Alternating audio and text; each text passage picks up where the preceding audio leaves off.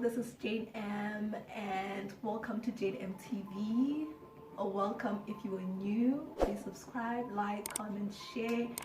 For the OGs, the ones who keep coming back even though I don't produce any content whatsoever, guys, thank you so much for working with me. We are going far. Okay, I know you see like a totally different setup. It's because we've been trying to renovate my room with my sister. It's our room. I don't know why I said my room.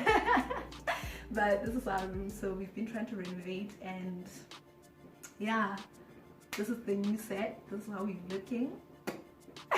So this video is going to be about how I lost my job to COVID-19, because I know a lot of people have been going through a lot of crazy things, losing their jobs, but you are gonna laugh at how I lost my job to COVID. There was no reason, like no rhyme, no reason why I had to lose my job to COVID-19. I feel like partly I'm to blame for my, situation. So this is what had happened. There have been stories going around about this virus, this corona situation going around in the world. It first started in Wuhan in China. I heard about it, like I listened to the news every time I went to work in the morning, and I would hear the stories going around and I'll be like, come on, I know somebody's just trying to pull our leg somewhere, but I kept going to work. And this was like a brand new job in Joburg. I was actually enjoying my life. If you don't know, I'm a fashion designer, qualified. I graduated in 2019 and I found a job via a friend. Thank you, TK. I found a job working for a brand in Joburg, Newtown. It's a really nice brand. I was loving my whole stay there. Like I was even planning on getting an apartment and everything. I was talking to my sister, like, once I'm settled, you can come through with my cousin, come visit. It was so nice until it wasn't. So this is what happened. My mom kept telling me, oh girl, you need to get your life together because they are planning on closing the borders. And I was like, what do you mean close the borders? And I'm a mama's girl. I love being home. I love being around my people. Yeah, don't say otherwise because I literally don't spend time with them that much. I'm either on my phone or in the room on my own, but I love that energy. I love that presence. So she was like, okay, you need to figure what you're gonna do out, because at this point, borders are gonna be closed. Like some things are just going to be enforced that's like out of the ordinary, so plan how you are gonna come back home. So I'm like, just nonchalant, just good old me, just living my life in Joburg, having the time of my freaking life. And the day before the borders closed, I know it was the 24th on a Wednesday. So that Tuesday, I spoke to my boss. I was like, if this is what's going on, I don't want to lie to you. I love my job and everything, but I need to go home. The main reason why is if you live in Lesotho and you know the state in which the passport department does their work, I did not want to be in a predicament where now I have to redo my whole passport. And I was like, okay, because I'm not going back to the passport department, and they do know how to, like, when you get to the border and you've overstayed your welcome in SA, they just cancel your passport. You have to go back and redo your passport again. I don't want to go through that, and I don't have a work permit as of now. So I was like, boss, I need to go home. Shame, like I need to go home. If anything, let me just go home, get my passport stamped, and we'll see what happens like a few days after this lockdown situation, and I'll come back. Because in my head I was feeling like, no, there's going to be an opportunity for us to still like travel. Little did I know. Why didn't you tell me? Why didn't somebody call me like, sis, hold on, where do you think you're going? So I dragged my head behind on Wednesday, went to the taxi rank there by MTN. I get there, every Lesotho in Gauteng was there. The queue was this long. I got that, I was like, okay, they said this thing is a virus, is it airborne? I didn't even have a mask. I was like, okay. I have me a little turtleneck. I was like, okay, let me just pull this nigga up my face, cover me up. And we were on the queue for a little while.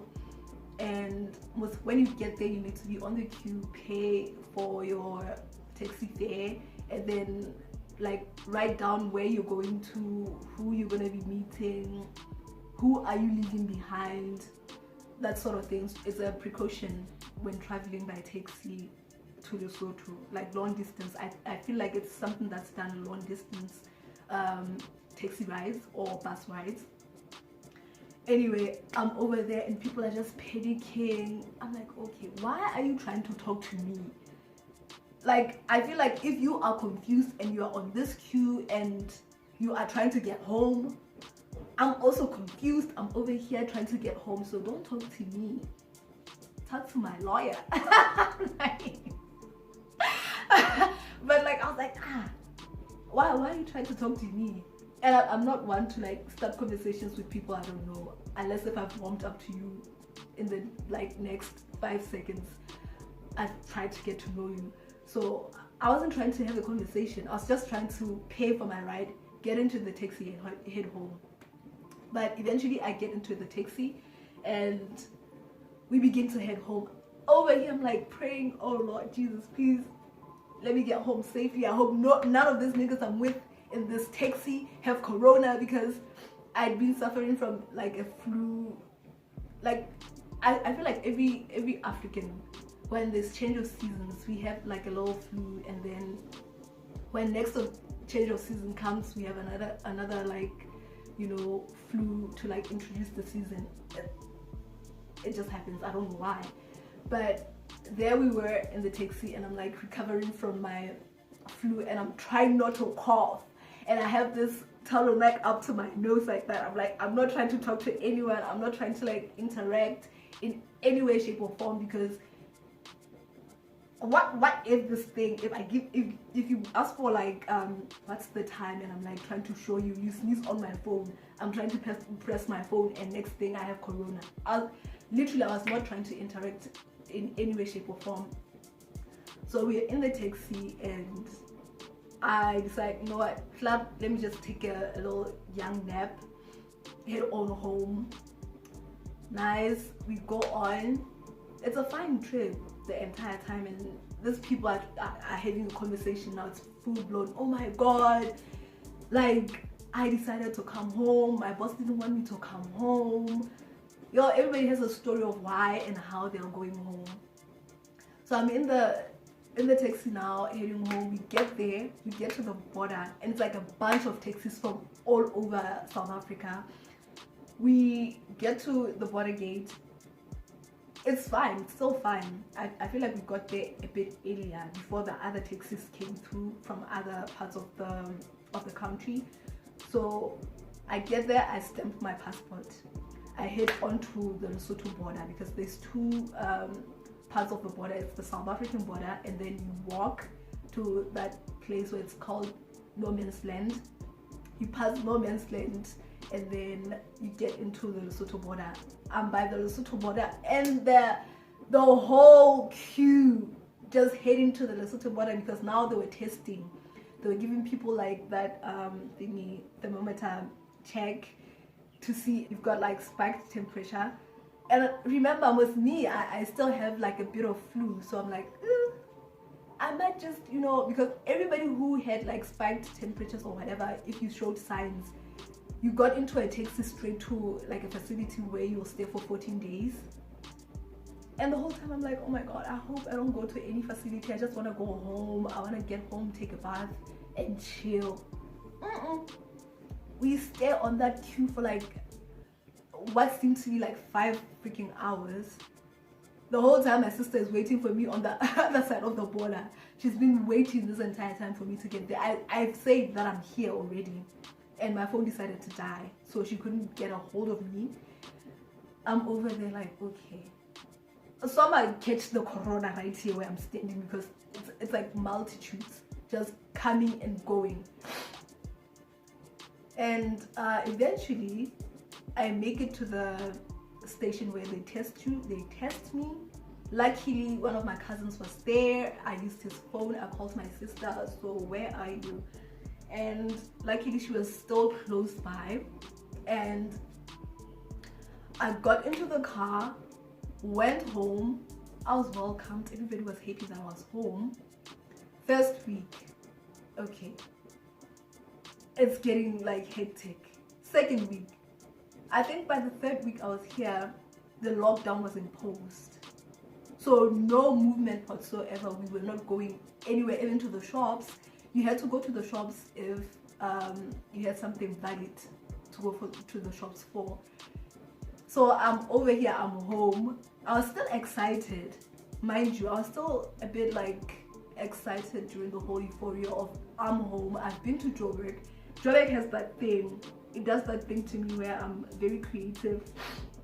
I want to literally just get into something. So I got home, I started talking to my friend, and we decided to start a brand. I'll have like a whole other video on how I'm starting a brand with my friend. So I decided, let me shoot some videos, let me shoot some pictures for my Instagram. I was very active. I was super active. And unfortunately, some of the videos got lost. But I have a video on that. Please watch. I think it will be somewhere up there. So I started getting demotivated once I saw that this lockdown and quarantine situation is gonna take a while in both Lesotho and South Africa. And I was like, okay, what's going on? And my boss did contact me on some, okay, when do you think you're gonna be able to come back? And I was like, I really don't know, because the borders are still closed. And with South Africa and Lesotho, I feel like they do things similarly, but with Lesotho we are a lot less like, it's not as strict as how South Africa is. Over here we've been moving around. After the 21-day lockdown, we'd be moving around freely. Just wear a mask, have a sanitizer, just other precautions, you know, required during this COVID time. But in South Africa, they imposed the lockdown, and they keep going from they have levels. They keep imposing level 5. If they see that the spread is getting wider, they impose level 5 again. So I've been here due to the fact that South Africa is not ready to open the borders to Lesotho. So, and if my boss will have me, I hope she does, because I love my work, and I was beginning to warm up to the team, and I feel like they understood how I worked, and I began to understand how they worked.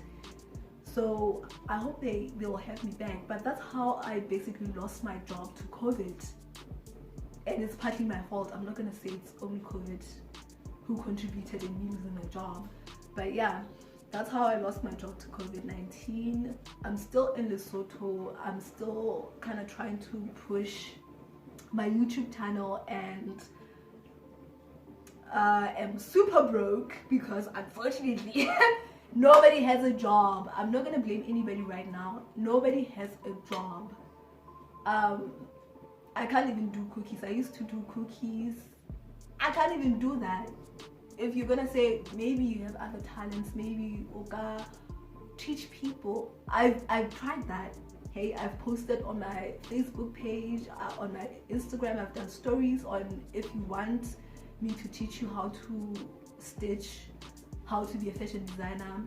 I have actually been trying that, and nobody wants to come through because nobody has money, and I'm not gonna blame anyone because these are very dire times. It's seriously, it's a terrible time. I'm not crying. I'm sorry. I just have this crazy situation on my nose. It's probably because it's cold and I'm dressed like this.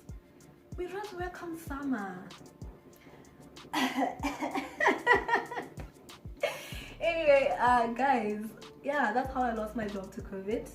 So to those who are going through the same thing as I am, guys, please hang in there. I know how hard it must be and how terrible it feels, because I, for one, have anxiety, and I've seen myself just led into some dark place of depression, and my mom and sister have been trying to pull me out of that state.